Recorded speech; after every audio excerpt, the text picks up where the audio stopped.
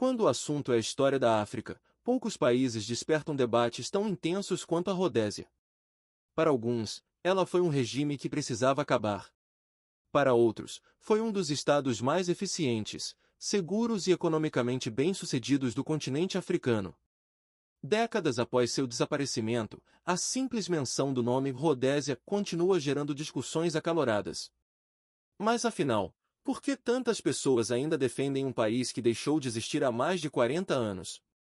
Para entender essa questão, precisamos voltar ao início.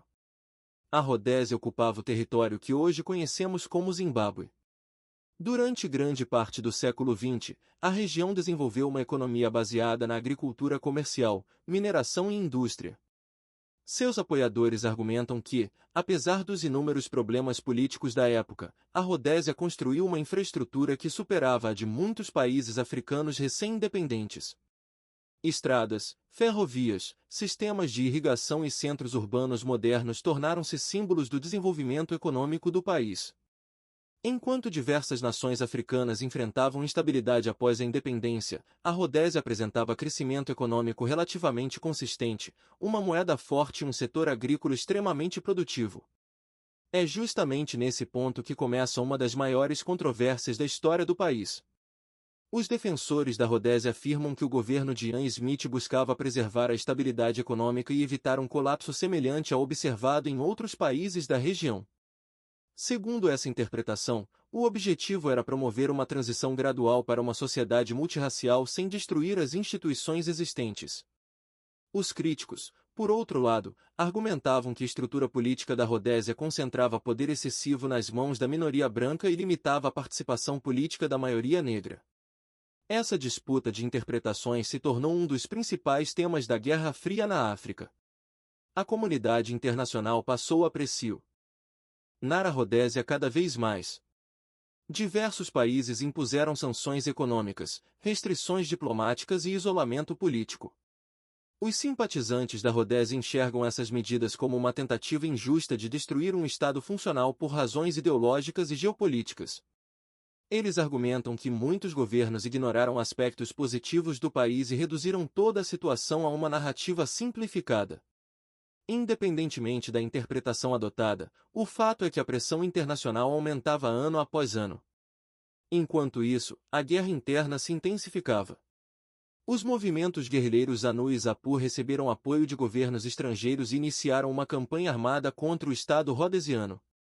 Para seus apoiadores, esses grupos eram movimentos de libertação nacional lutando contra um sistema político injusto. Para seus adversários, eram organizações responsáveis por atos de terrorismo, assassinatos, atentados e ataques contra civis. Entre os episódios mais conhecidos estão emboscadas em áreas rurais, ataques contra fazendas e até a derrubada de aeronaves civis. A guerra transformou-se em um conflito brutal onde civis frequentemente ficavam presos entre os dois lados. Durante esse período, as forças de segurança rhodesianas ganharam reputação internacional por sua eficiência militar. Unidades como os Selous Salts e a Rhodesian Light Infantry tornaram-se conhecidas por operações de contra-insurgência consideradas extremamente eficazes. Mesmo enfrentando sanções internacionais, falta de recursos e crescente isolamento diplomático, a Rodésia conseguiu resistir durante anos contra movimentos insurgentes apoiados por potências estrangeiras. Mas nenhuma guerra dura para sempre. Ao final da década de 1970, tornou-se evidente que a situação era insustentável. A pressão internacional, os custos do conflito e as mudanças no cenário político global acabaram levando às negociações que culminariam na criação do Zimbábue em 1980. Muitos acreditavam que a independência traria prosperidade, estabilidade e reconciliação nacional. Entretanto, as décadas seguintes apresentaram desafios profundos. Sob o governo de Robert Mugabe, o país enfrentou acusações de autoritarismo, repressão política, corrupção e má gestão econômica. A hiperinflação atingiu níveis históricos. Em determinado momento, o dólar zimbabuano perdeu praticamente todo o seu valor. Milhões de pessoas viram suas economias desaparecerem da noite para o dia. A produção agrícola também sofreu forte queda após reformas agrárias conduzidas de forma caótica, segundo diversos analistas. Como consequência, muitos passaram a olhar para o passado e comparar a situação atual com a era rhodesiana. É exatamente daí que surge a nostalgia que ainda existe em alguns grupos.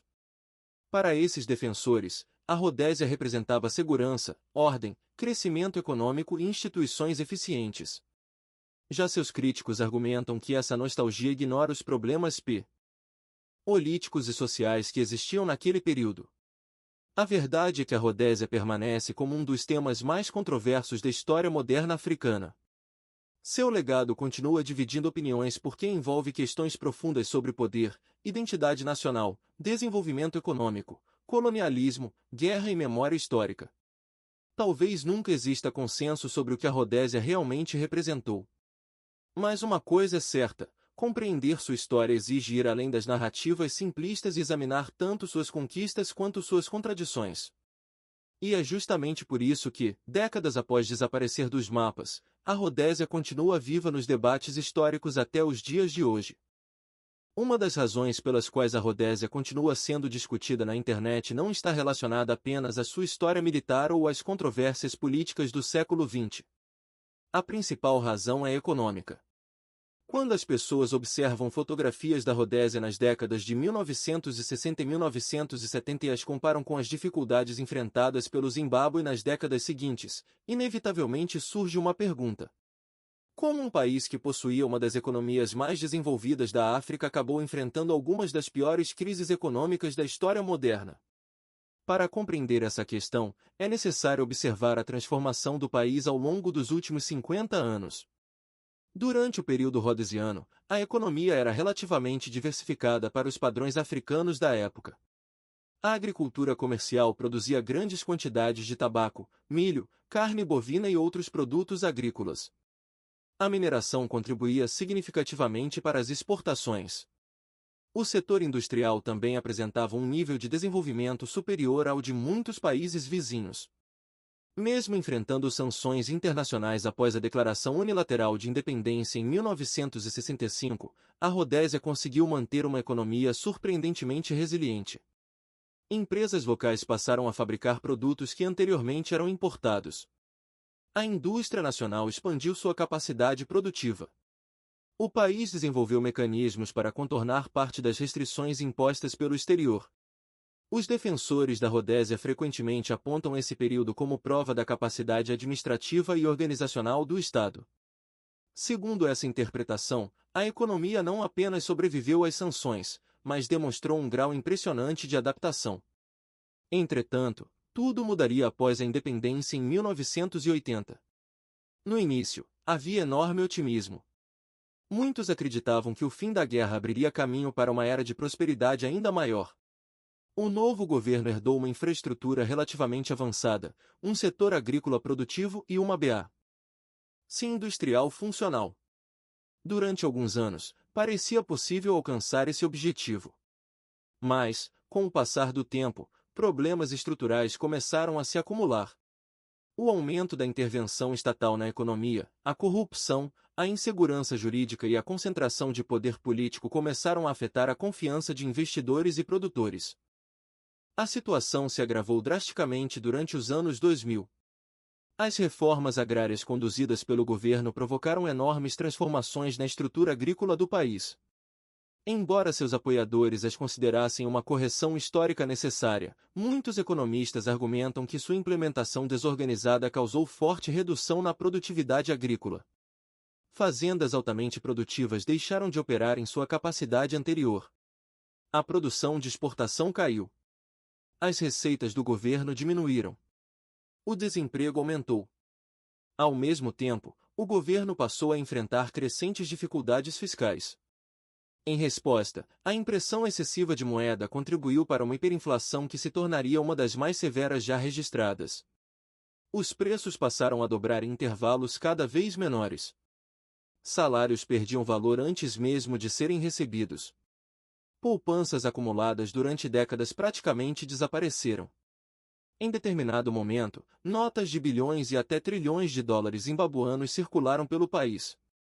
Para muitos cidadãos, a moeda nacional tornou-se praticamente inútil. As imagens dessas notas acabaram se tornando conhecidas em todo o mundo como símbolo do colapso econômico. É justamente essa trajetória que alimenta a nostalgia pela Rodésia em algumas comunidades da internet. Quando observam os dados econômicos, muitos enxergam um contraste marcante. De um lado, um país que possuía agricultura competitiva, indústria funcional e moeda relativamente estável. Do outro, décadas marcadas por inflação extrema, queda de produtividade, fuga de capitais e crises recorrentes.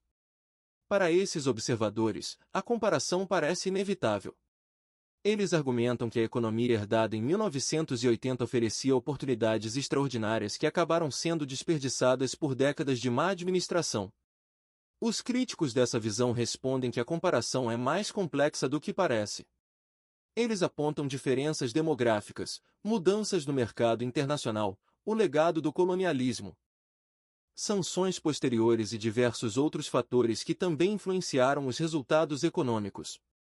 Ainda assim, mesmo levando essas questões em consideração, poucos contestam que o Zimbábue enfrentou dificuldades econômicas extremamente severas após a independência. Essa realidade ajuda a explicar por que tantos jovens passaram a pesquisar a história da Rodésia. Para eles, o interesse não surge apenas por curiosidade histórica. Surge da tentativa de entender como um país que já foi considerado uma das economias mais promissoras da África acabou se tornando um dos exemplos mais conhecidos de crise econômica do mundo moderno. E é justamente essa pergunta que mantém viva a discussão sobre a Rodésia até os dias de hoje.